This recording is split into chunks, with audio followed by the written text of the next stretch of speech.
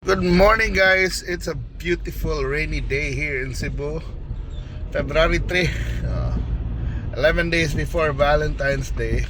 And medyo maulan, naghatod sa mga bata, mga tao.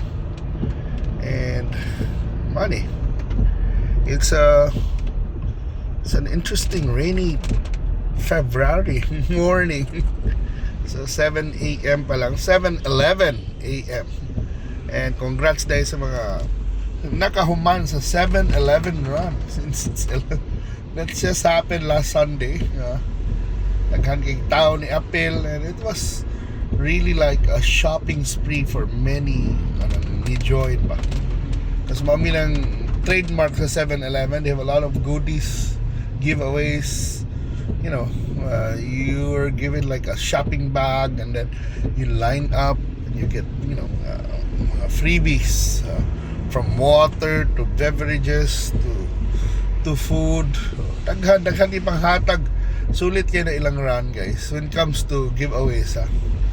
One of the best, but also for elite runners, it's also one of the most interesting runs because they give top 3.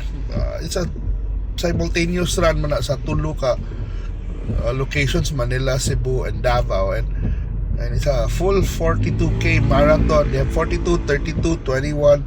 So daghan na 16, several categories. 10k, there's even a 3k. Mana traffic lang rin kay school. Pero manay ko na ba na amazing one.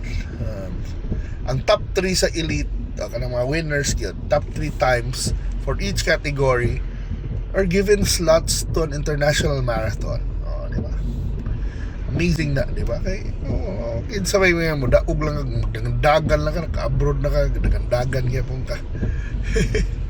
But yes, it's nice for athletes, but for runners, to get that opportunity. Diba? Kay nindot kayo na yeah, medyo traffic lang din kay na-eskwelahan diya St. Ben, and then mana manon timing maniting sud sa eskwela.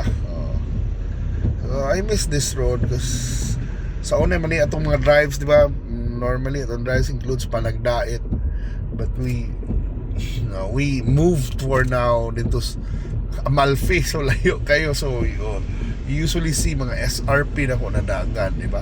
I mean na drive. So inambet ako sa iposa kay mga pag traffic pa kay wata naglihok. Masig abot na tag Sykes ba ora na atong video. Hinahinay lang abante ta na dire banti.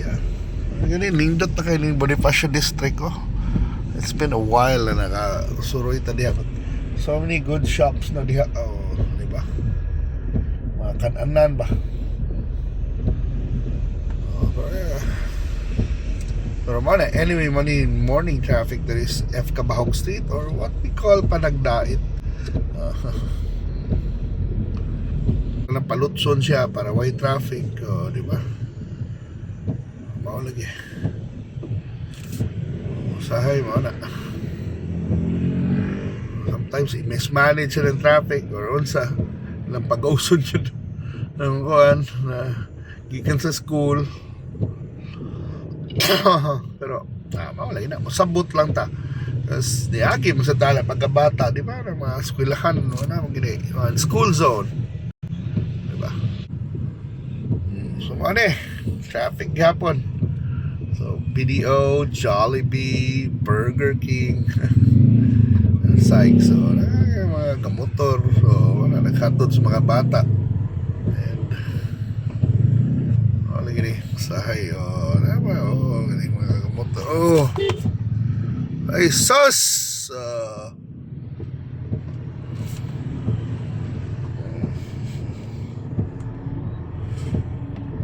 balhin manuglin.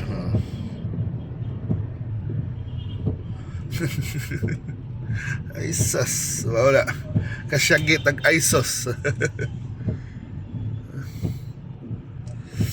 Grahe na noy.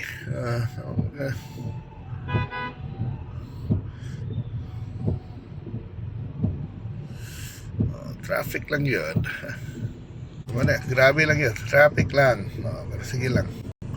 Kamu sige mang U-turn na rin. Ay, sus sa nagyapon. Ay, sus. Pero sige na.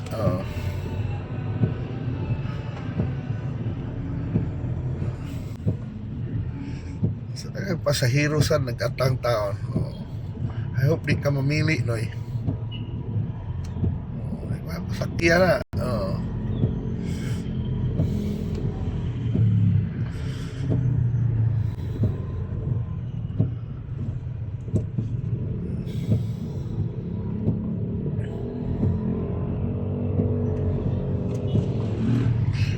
Kansang manglabang na motor is atong lane. Mana?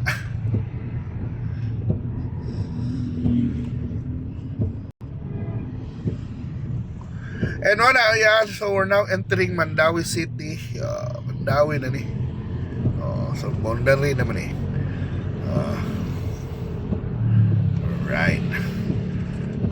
So manay ko na to ron sitwasyon sa traffic diha. Mao na nagpa-traffic dito katong eskwelahan. Amot nga ano sad ang mga attendant dito. So wala pa ang mga kuan tungod-tingin nag-uwan sad. So yeah. Well, anyway, at least you've seen this. Ano yung say, may tabo kung traffic lagi. I mean, kung morning, gauwan. Medyo ma-traffic yun sad, pero okay naman noon. Ganto naman dito sa school. Sabot lang yun ka. It's a school zone. So, nanatas Hernan Cortez Street. On our way to Gentle Breeze Subdivision. Diba?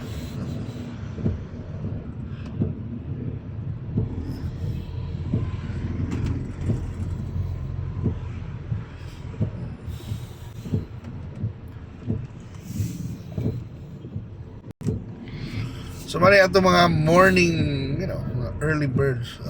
Sige, gawasan lang. Mga early birds, mga tourist buses. Napit mabangga sa taxi. Sige lang. Maligsan kasi imong taxi no eh. First tugtarong no eh. Matay na yung partner sa drive. Ihatod siya sa ila ay mag-ura ng exchange sa taxi. So para, by the way, Ube yung ano yung Ube for rent naman.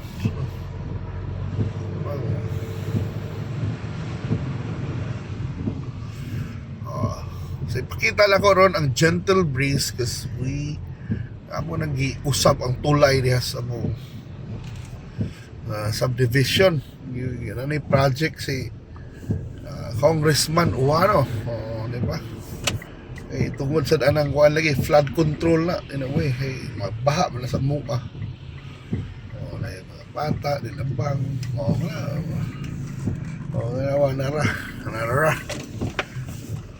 Maghimo migtulay actually dali para musaka among subdivision kay bahaunon lagi ni even in fact na before nagbaha itong mga kusog kaya nabaha sa Tino, nag-experience na namo normal rain na to. Wala dira.